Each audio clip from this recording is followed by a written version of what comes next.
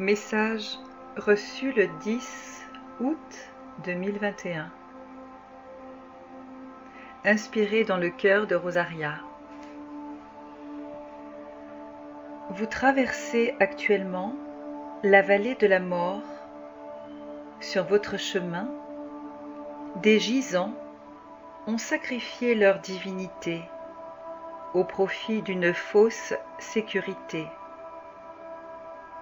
Ils ont échangé leur liberté intérieure au profit de plaisirs futiles, tels que fréquenter des lieux de restauration, succombant à la tentation immédiate de boire, manger, danser et d'autres artifices, privilégiant des plaisirs charnels et mortels aux dépens de leur santé de corps et d'esprit.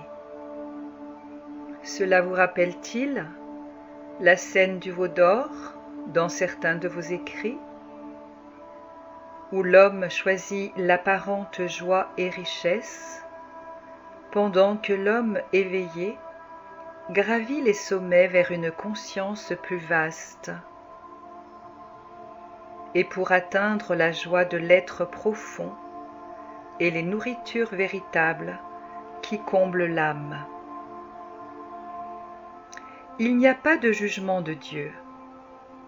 C'est chacun qui, en son âme et conscience, fait le constat de l'état de son âme, de l'avancement de sa conscience, de la vérité libératrice ou du mensonge qui maintient l'homme en esclavage de ses faux besoins et plaisirs qui le mènent à la mort et à la tombe.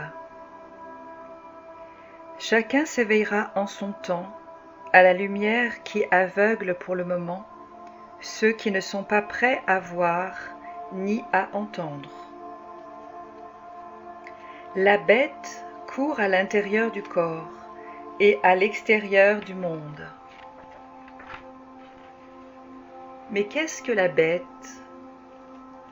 La bête n'est pas un monstre extérieur à tuer. Elle n'est qu'un état de l'homme, état non encore sublimé par la conscience de son être divin. La bête n'est qu'un humain à un stade non évolué. Elle est la matérialisation de l'ombre qui recouvre la conscience collective humaine. Chacun a le pouvoir de révéler sa lumière intérieure en ayant foi en la vérité de l'être réel divin, en révélant son origine divine. C'est l'œuvre souhaitée par amour que Dieu a offert à l'homme, c'est-à-dire son libre arbitre, son libre choix. L'homme a le choix.